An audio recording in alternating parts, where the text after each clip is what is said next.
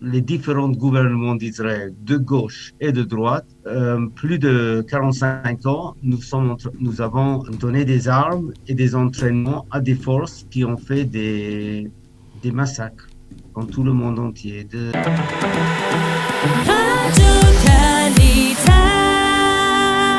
Michael, bonjour, Boker Tov. Boker Tov, Daniel. Alors, ce matin, vous avez choisi de dialoguer avec votre invité, Elie Yosef, qui se présente sur l'une des listes qui ont été enregistrées la semaine dernière par la commission électorale centrale. C'est vrai. Alors, Elie Yosef est connu. On n'a pour plus ses... besoin de le présenter, Elie voilà. Yosef. Enfin, on dit souvent ça, mais on va quand même le présenter. On va dire un militant sioniste depuis plus de 40 ans, on va dire. Voilà. Alors, il a combattu pour la liberté juive du RSS, pour la reconnaissance de Raoul Wallenberg, la libération de Pollard. Et ces dernières années, son cheval de bataille, c'est de lutter contre les ventes d'armes d'Israël à des dictatures dans le monde. Et c'est notamment sur ce sujet que nous voulions nous entretenir avec lui. Alors, Elie, Boker Tov. Boker Tov, merci beaucoup. Alors, la première question, comment vous avez découvert qu'Israël vendait des armes et de quoi on parle? De combien d'armes et à qui? En effet, c'était tout à hasard que j'ai découvert. Il y avait une fois un article dans le journal Makor Rishon sur un groupe de rabbins qui ont voyagé il y a 6 ans de cela à Cholot, à l'endroit où on gardait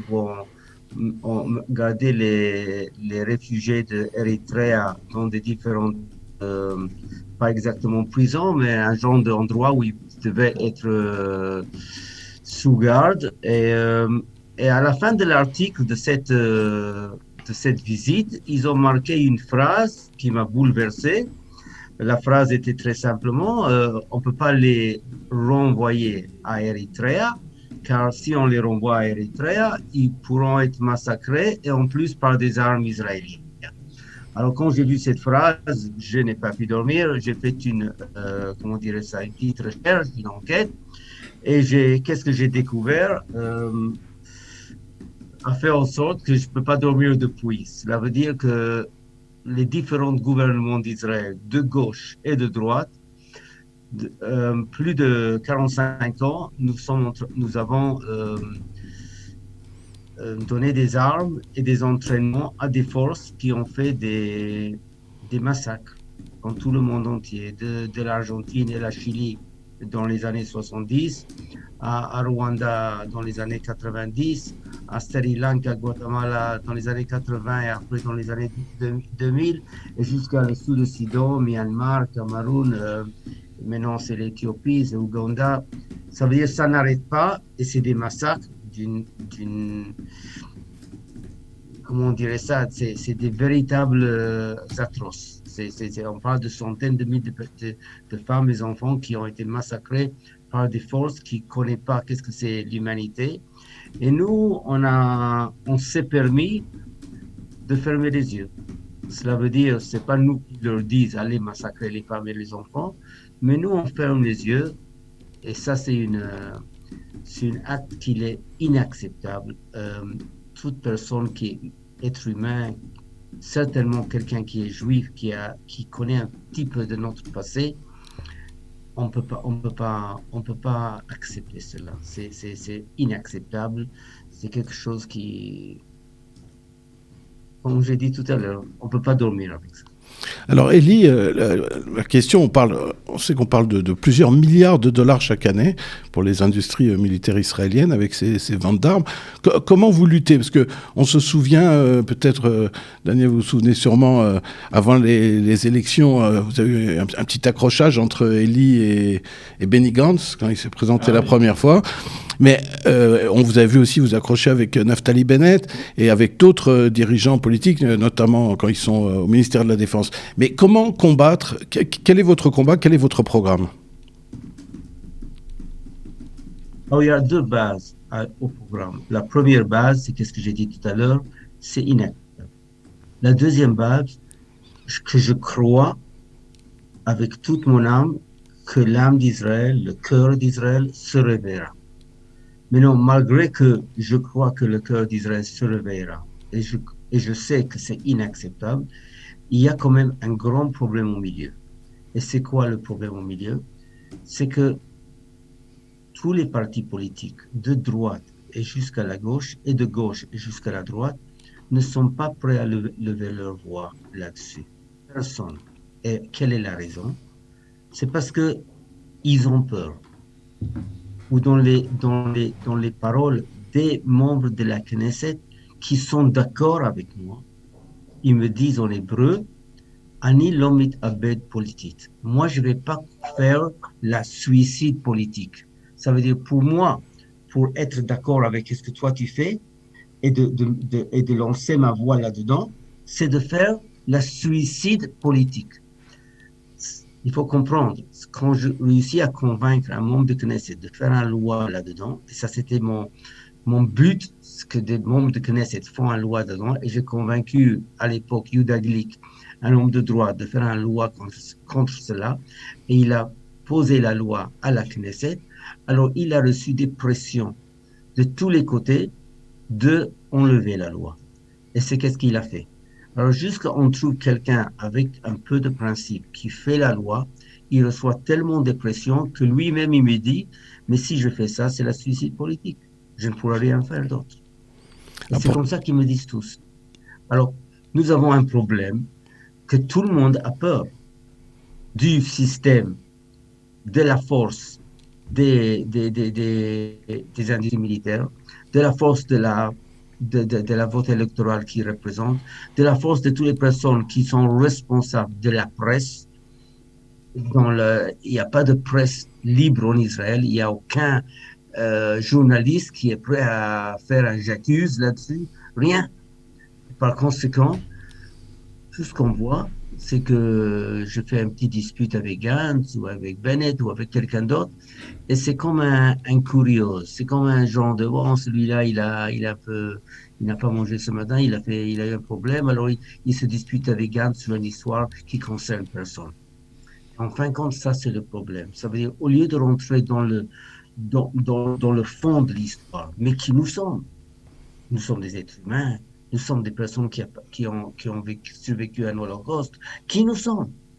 Afin de nous aujourd'hui, on va bientôt fêter la fête de Purim. Et Esther, elle dit à Mordechai, mais elle rassemble tous les Juifs parce qu'ils veulent massacrer le peuple d'Israël. Et aujourd'hui, c'est moi qui aide à des différents Amman dans le monde de massacrer des tribus entières. Élie, peut-être que c'est parce que tout simplement... C'est inconcevable. Élie, peut-être que c'est parce que tout simplement, ça fait partie de l'éthos sioniste que aujourd'hui, que l'État d'Israël est un État qui s'est forgé grâce à son armée, qui a survécu grâce à sa défense, grâce aux armes, et que c'est le contraire, on va dire, le pendant du juif de diaspora qui n'avait pas la possibilité de se défendre, et que d'une certaine manière, c'est là, on va dire, sanctifie tout ce qui est lié à l'armement, à la défense, aux armes dans l'État d'Israël? Alors, il y a ici une mythe. C'est quoi la mythe? C'est que c'est les armes qui me donnent la force. Ça, c'est la mythe. Je vous donne un exemple. Il y a 10 ans de cela, le responsable des renseignements israéliens, c'était Aviv Kochavi, celui qui est aujourd'hui chef d'état-major. Il y a eu une réunion au sein du gouvernement, au cabinet, comme on dit, et Kochavi, il a proposé de liquider Assad. Parce que Assad, à part le fait qu'il massacre son peuple, il va faire des liens avec l'Iran et avec la Russie qui n'est pas dans notre intérêt. Mais non, il y a deux choses. Il y a l'intérêt et il y a les valeurs. Le gouvernement a décidé de ne pas accepter la recommandation de Kochavi. Et nous savions, 10 ans plus tard, que l'Iran, ils ont reçu pas mal des missiles, certains exacts, certains pas exacts, qui menacent la population d'Israël dans le cas d'une guerre dans le Nord. Qu'est-ce que je vais essayer d'expliquer là? Israël a pensé que ce n'est pas dans notre intérêt, mais non, de liquider Assad. Kochavi, il a pensé différemment. Moi, j'ose penser que la pensée de Kochavi, je ne parle pas dans son nom, mais dans le nom de mon nom, était aussi influencée que du mal sortira que du mal. quelqu'un qui massacre son peuple, et nous on peut le liquider. On aurait pu faire la paix avec les personnes qui étaient contre Assad à l'époque, que c'était les personnes libéraux, c'était pas les islamites, les islamiques à l'époque. Tout aurait pu être différent. Ce que j'essaye de dire, que notre humanité, c'est quelque chose de base dans la défense d'Israël. Si moi je perds mon humanité, moi je perds mon arme la plus importante. Et sans cette arme, je n'y peux rien faire. Et moi, j'ai écrit une lettre au Premier ministre, M. Netanyahu, et je lui ai expliqué qu'une des personnes qui m'a donné l'inspiration de faire cette lutte, c'était en effet professeur Ben-Sion Netanyahu, le père du Premier ministre. Parce que le père du Premier ministre, il a marqué dans les années 30, avant la Shoah, qu'un certain Max Nordau, en 1911, avait prévenu, avait averti le mouvement sioniste sur qu'est-ce qui allait se passer aux Juifs d'Europe. Il a même cité le nom similaire. Mais la chose extraordinaire qu'il a dit Nordau, que le père de Bibi m'a précisé, c'était que Nordau, il a dit que le monde, il voit les intérêts, il ne voit pas les valeurs. Et par conséquent, ils ne vont pas venir nous aider. Et voilà, nous, aujourd'hui, 75 ans après, qu'est-ce qui s'est passé? Nous sommes en train de mettre nos intérêts plus haut que nos valeurs de base. Et quand je mets mes intérêts au-delà de mes valeurs de base, moi, je deviens aveugle à qui je suis et qui je veux y être. Et le fait que moi, je vais contre, qu'est-ce qu'il dit Chazal, Al titraber la racha, ne vous joignez pas à celui qui est cruel.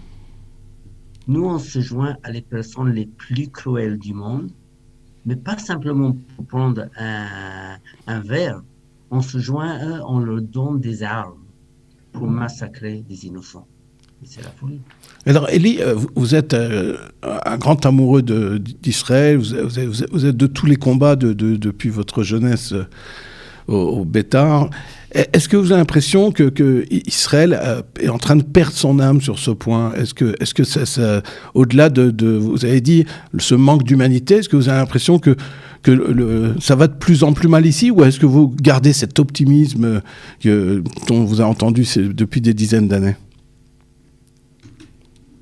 Regarde, je suis optimiste de nature et j'y crois, comme je l'ai dit tout à l'heure, que le cœur d'Israël se réveillera. C'est sûr que j'aurais aimé que le cœur d'Israël se réveillera dans un jour, dans 2 jours, dans un mois, et pas dans 20 ans. Mais même si ça prend 20 ans, et même si nos enfants, nos petits-enfants, ils vont apprendre sur les péchés d'Israël de notre époque, alors ça sera nos enfants et nos petits-enfants qui vont régler ça. Mais c'est certain que ça se passera. Mais actuellement, oui, on est en train de perdre notre âme et nous allons faire passer ces crimes à nos enfants et nos petits-enfants qui auront la tâche de corriger tout cela. Et corriger tout cela, ce n'est pas simplement d'arrêter de vendre des armes.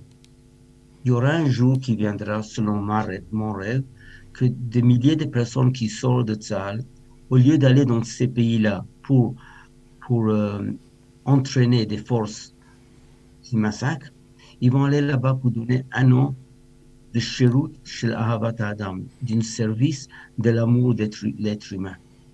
Et peut-être de cet grand crime d'aider des personnes qui massacrent, nous allons passer au contraire d'être qui nous sommes. Un peuple qui aime l'humanité, qui veut bénir l'humanité par son amour. Mais c'est certain qu'actuellement, on est dans une phase qui pas simplement risque de continuer ces massacres, mais je tiens que demain, si chas v'shalom il y a une guerre, comment nous allons envoyer nos soldats à la guerre? Avec la casque, avec les armes, avec le veste, avec la tank, avec l'avion, et sans l'âme qui est pure, sans la neshama théora. Mais c'est inconcevable. Nous, on peut accepter que quelqu'un il termine son service en Égos ou en Maglan ou en Matkal et reçoit un coup de fil, vient entraîner des forces à Cameroun pour 25 000 shekels par mois, et après, ces forces-là, ils vont aller massacrer des hommes, et des femmes et des enfants. Mais c'est inconcevable. C'est inconcevable. On ne peut pas vivre avec ça. Alors, c'est vrai qu'actuellement, je suis comme un petit fou qui crie. Mais le jour viendra que des personnes ils vont entendre ce cri-là et ils vont comprendre que c'est leur cri à eux. C'est la cri de nous tous, c'est pas mon cri personnel. Eh ben, on espère, Elie, que vous serez entendu. Merci beaucoup pour ces paroles voilà, ces sages paroles. Et on espère qu'on verra un jour des changements sur cette question. Et à très bientôt, Elie. Merci. Merci beaucoup.